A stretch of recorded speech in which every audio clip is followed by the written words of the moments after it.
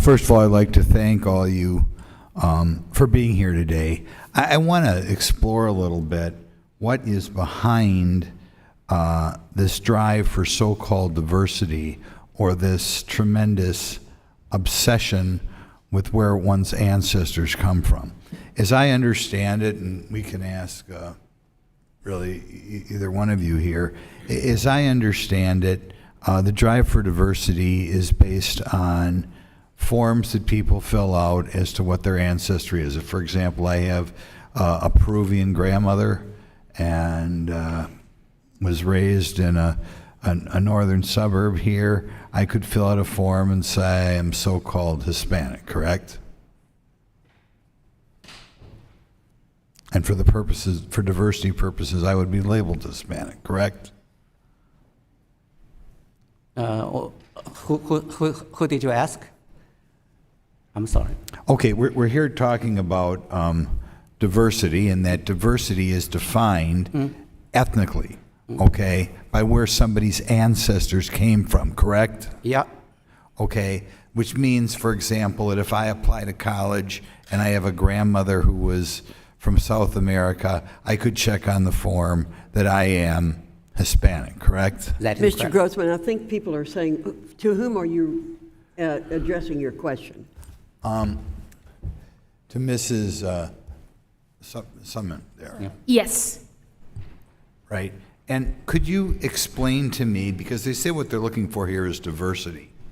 Now, I may have never been south of the border. I may not know a word of Spanish, but I'm filling out the form that I'm Hispanic. What type of diversity would I be bringing to that institution? Or how would the fact that I had a Peruvian grandmother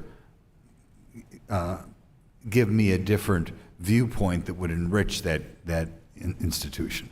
So I think you've put your finger on something very important, which is that universities have tended to emphasize skin color or ethnic diversity over true diversity of thought. Is there any diversity there at all? I mean, that's what I don't understand. If I have a Peruvian grandmother who, for all I know, died before I was born, the whole edifice is built on the idea that, therefore, I am going to bring a different viewpoint or something to the university. I agree that it is very concerning that many universities seem to have relied on crude stereotypes rather than looking at true individuality and at the full depth of an individual's experience and what they cast as diversity. Universities should care about individuals and individuality rather than reducing students to their ethnic or racial identities.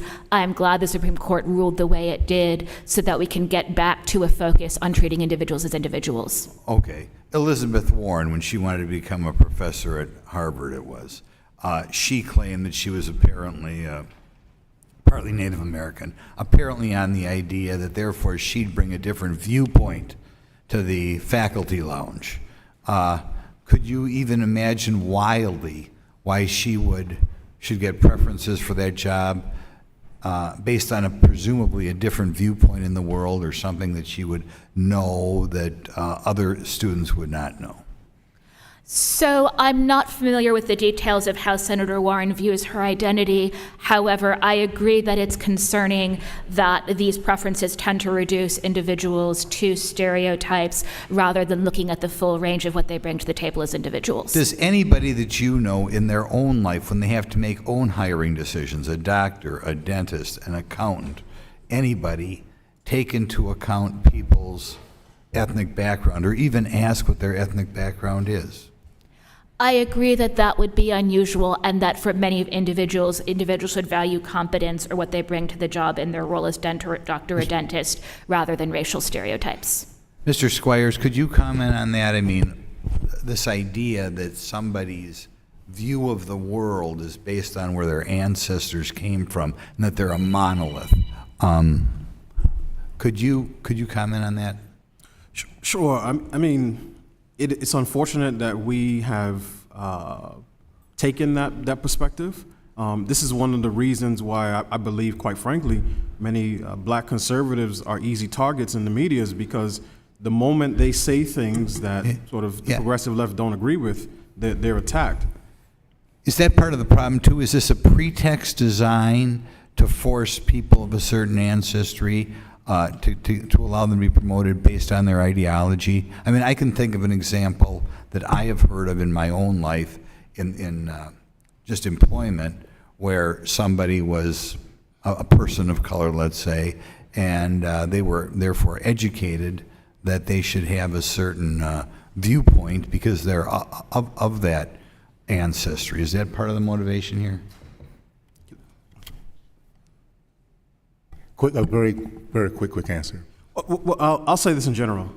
I do not define diversity as having people of different skin colors who all think the same. So to the extent that post-secondary institutions want to promote diversity, I think diversity of ethnic background is fine, diversity of region, but it's particularly diversity of thought. I think those should be their goals, and not just the color composition of the classroom. Thank you.